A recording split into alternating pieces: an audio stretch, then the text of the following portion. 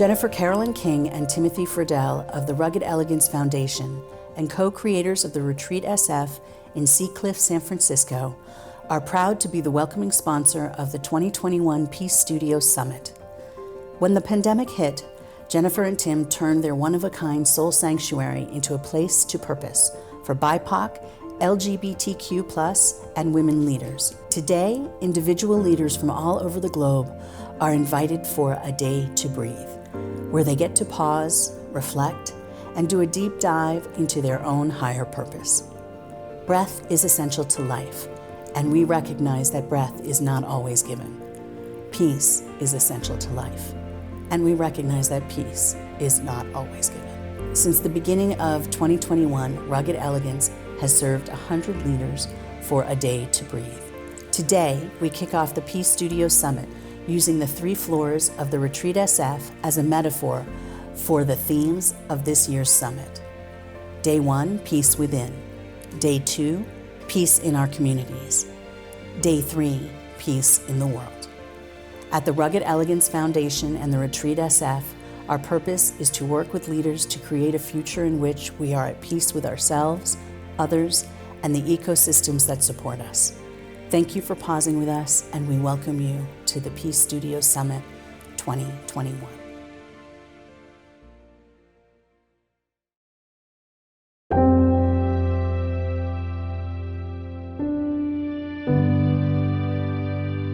Nature is a place where we commune. It is where we recognize and acknowledge that out of many, we are one. In nature, the whole philosophy of Ubuntu, I am because of who we all are, comes into place and into being and into visibility because we see everything in nature in almost tandem of unity, that we coexist for the good of all.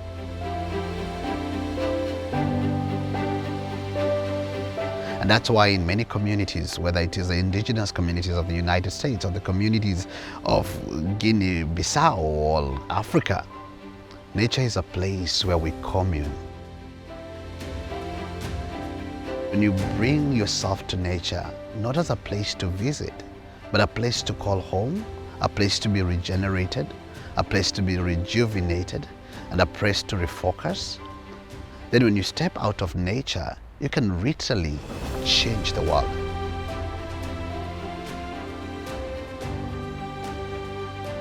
Collectively, we understand that where we are is not working for everyone. Collectively, we know that there is injustice, that there is uneasiness, that we're not getting along with our brothers and sisters, however the issue that it could be. And what we need to do right now in this space is to figure out what steps we must take to make sure that the situation we're in doesn't keep happening. So I'll say that we are in a state of awareness that things are wrong and things can be made right.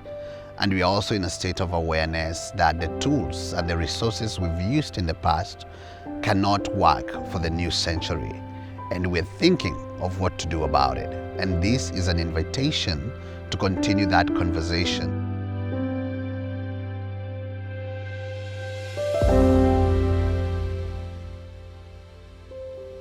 World peace begins with personal peace. World peace is impossible unless we all feel this peace within first.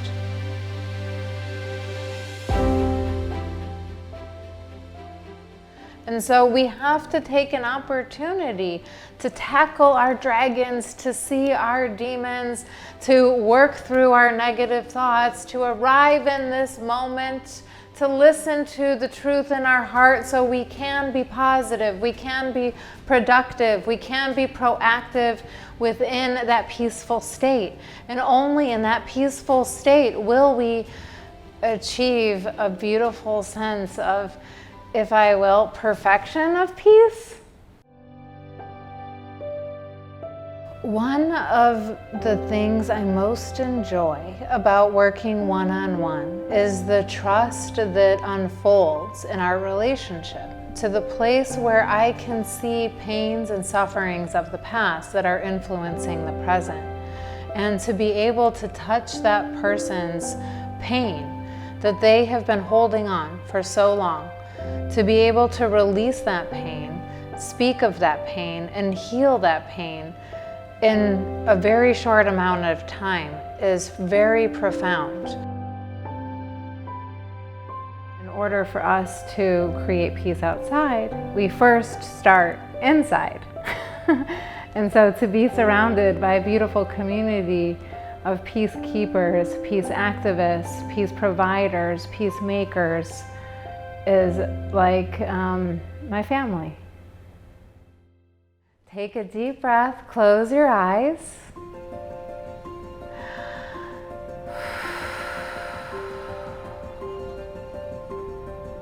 And if you want, you can put one hand on your heart and one hand on your belly and both feet on the ground.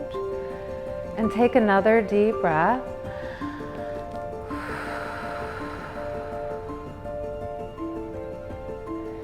And visualize a chalkboard. And write down all of the thoughts that you have in your mind right now on the chalkboard.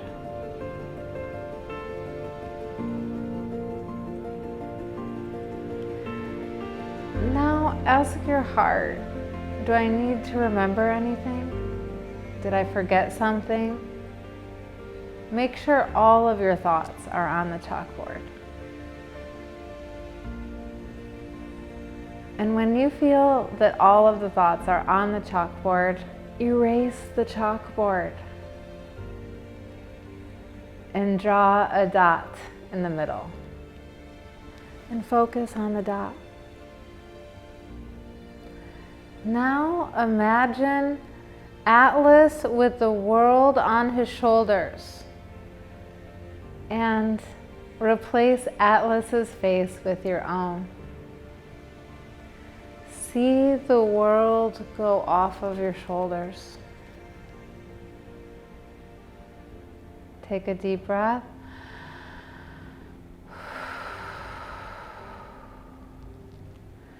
And continue to let go of any remaining thoughts, any remaining emotions related to those thoughts, any physical sensations you might be having related to those emotions. And continue to peel these layers of thoughts, emotions, and physical sensations. And let go of any other remaining thoughts, any other remaining emotions, any other remaining physical sensations. And you're continuing to empty yourself. And when you feel 100% empty, then take the corners of your mouth and put them towards your cheekbones. Hold it, hold it. Make it stronger. Let me see those pearly whites.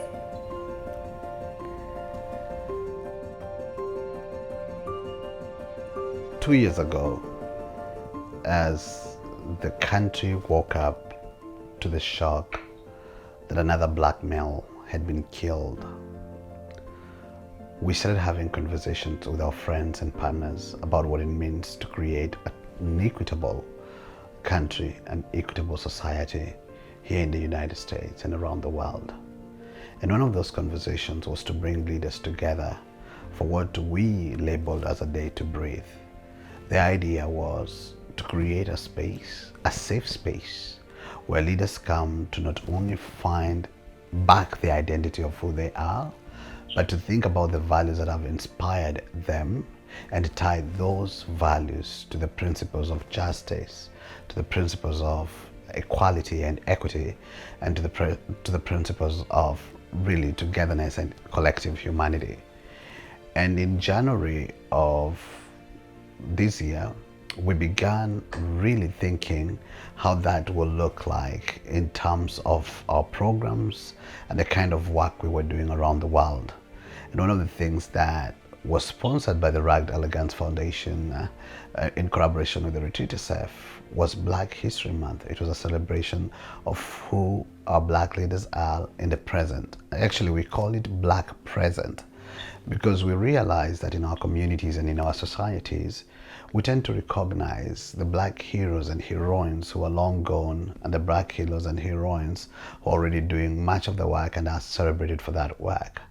We never recognize and celebrate the everyday leaders in our communities, the everyday workers, the everyday co-workers. And we felt that that was where we needed to put our spotlight on in terms of continuing this conversation about racial justice and equity. One of the things that we have learned over the last, the last number of years, from the beginning of Black Lives Matters to the murder of George Floyd, to the response to the global pandemic, to which communities have been most vulnerable, have been most affected, it has created this extraordinary understanding of the relativity of safety, right? That what is safe for one person or one community is not necessarily safe to another, right? And I think, and that's actually what some of the magic of the transformation that has happened in these last couple of years, or definitely from 5 years ago when we first spoke to now, that the journey that individuals and communities and institutions and countries and the world has and is experiencing is understanding the relativity of safety, the assumptions that one can make about what is one's relationship to the police, what is one's relationship to access to social capital, when we look at the distinctions around economics between Black communities and Mexican communities and Asian communities and white communities. Like when the disparities and the pathology, and I use this word intentionally, the pathology of capitalism, which is all about accumulation, that has gotten us into one of the profound crisis around climate change, that all of those things have, in a sense, been revealed to us in a way that we cannot ignore. Right, so it provides us the opportunity to be in conversation about what does it take to have equity, what does it take to have justice, what does it take to create peace.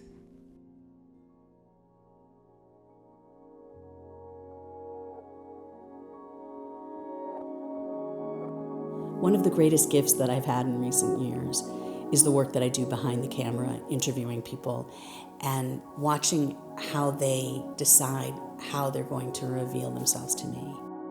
5 years ago, I started traveling and interviewing people about their state of peace, and those voices stay with me. Hundreds and hundreds of voices from driving around in America.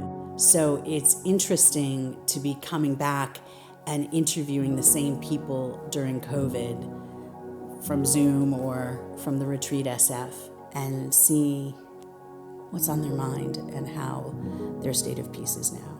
And have the opportunity to bring back people like Dr. Diane Johnson or interview young Lucas, who was 10 before and is now a young man of 16. We don't know what's going to happen on the planet or with each other. So our legacy is today. It's how we treat each other. There's a diaspora over here. There is a flood over there. There's a need around the corner. Will I respond? Will you respond? There's a need for a new type of legacy thinking. And that legacy is now. So as we are together to pause, to consider our world, let's each take a comfortable seat and breathe. Just stop. No, seriously. If we could all just stop for a moment and breathe. I love this time of year. I love the fall. It reminds me that there is beauty in the moments of change. The colors of fall are the perfect illustration of the old giving way to the new and the majesty of those moments. And yet, right in that moment of vibrant beauty, something is in fact dying to be reborn in spring with hope and the energy of newness. So in this pause, let's take the moment to see if we can't create our own small space of peace to then bring to the world. And breathe. Each breath can change the world. Just a moment of a little bit of insight, a little bit of empathy for how others feel, and together, a whole lot of collective breath.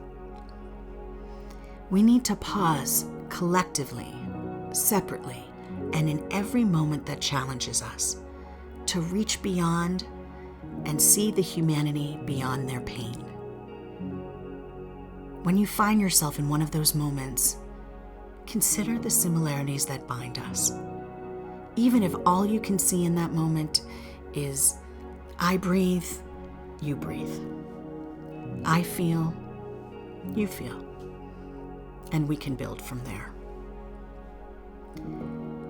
We are not falling apart. We are deepening.